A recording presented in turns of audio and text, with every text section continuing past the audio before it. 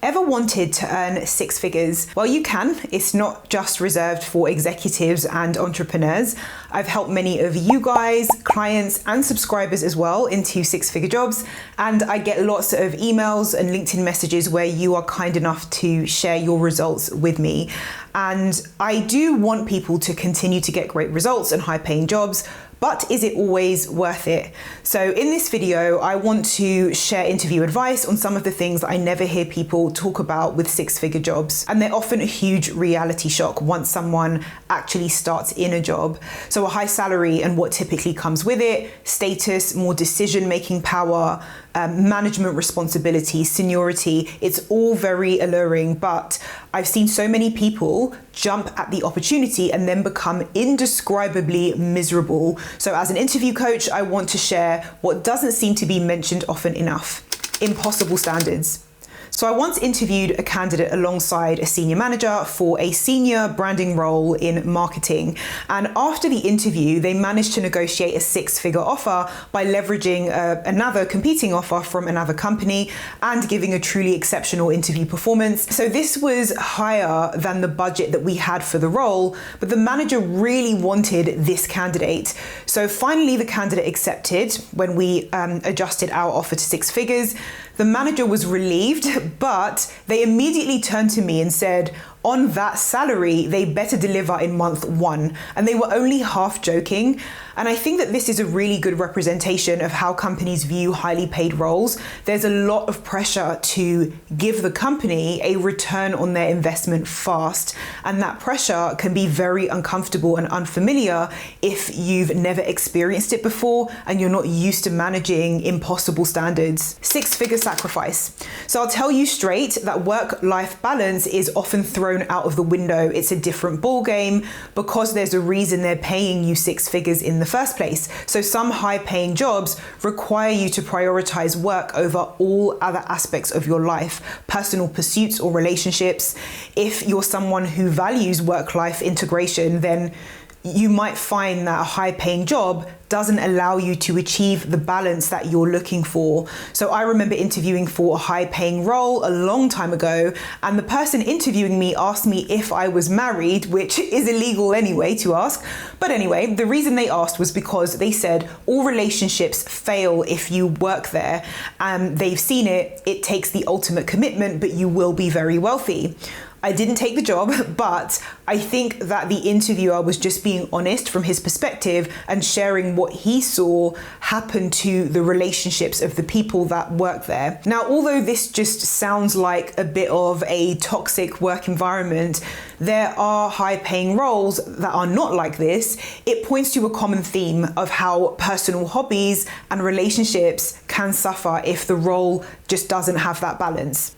Rigid regimes. So you often need to commit to much more than your work. So sometimes at the cost of spending time with family, friends, even beloved pets, as well as hobbies and interests. So some of the people that I speak to think that because they have more power, they will have more control over their time and more freedom because they get more choice about what they do with their day.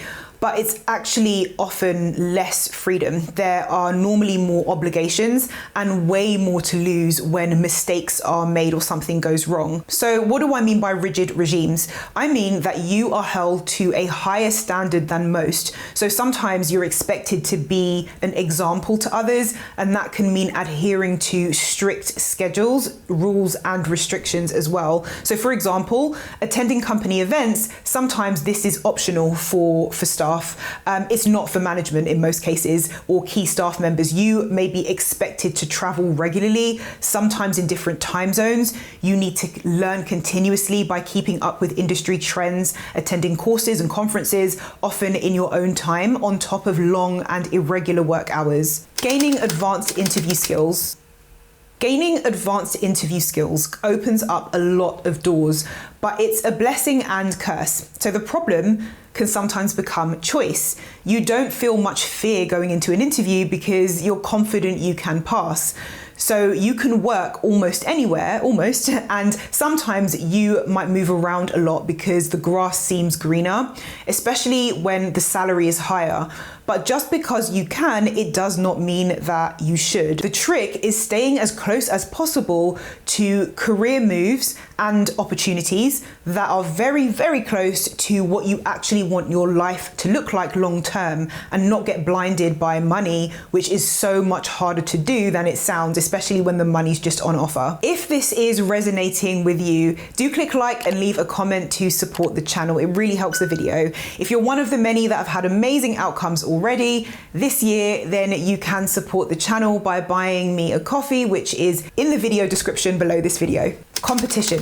If you're interested in earning six figures, you're not the only one. So as you climb the salary scale, competition can be more intense because there's more to gain. So not everyone is comfortable being in a role that is a goal or a target for other people. There can be pressure to outperform your peers or achieve unrealistic goals, which unfortunately and inevitably leads to burnout and exhaustion. Plus, competition can make high-paying jobs extremely isolating. So if you are the kind of person that thrives on the working relationships you build, and the reason you stay in roles is because of a great set of colleagues, then you particularly want to be careful on this point. So not that you should use this as a reason not to grow and move up in your career, but six figures can make people find logical reasons to forego all of the things that were most important to them in a role to begin with. No exit. High salaries can often create a sense of obligation or loyalty. So even if you no longer like the job, you might see other opportunities that seem attractive, but pass them up out of fear of losing something that you may have grown to hate over time anyway. And this is because high pressure is not sustainable long term for most humans. It's just not the way we're designed. Most people need balance to live a life that is not stress-filled. How to design a career that doesn't make you miserable. So the point of this video isn't to stop you from ever considering a six-figure job. There are a ton of positives, but the negatives just don't seem as commonly mentioned. And I hate to see clients in roles where they end up going through the motions day in and day out and wondering what it's all for, as I do get to keep in touch with a lot of people that I've placed, luckily. It's not enough to simply earn a lot of money if you're not doing work that feels meaningful and purposeful. So here are the best ways to do that.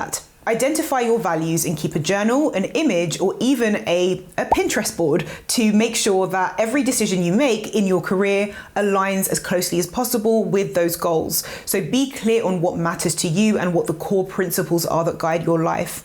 Experiment. So don't be afraid to try new things. Experiment with different jobs, industries, and projects. So this will help you to discover what you like and what you don't. Network.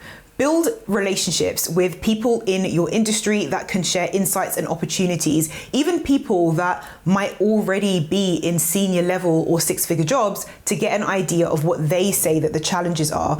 And you can do this in many ways. You can attend industry events, connect with people on LinkedIn, seek out mentors within your company. Some companies have a mentorship program, so you may need to ask about that.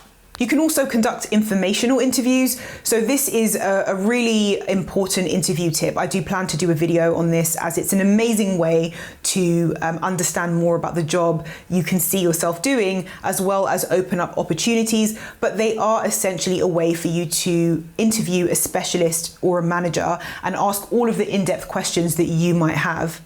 Embrace failure.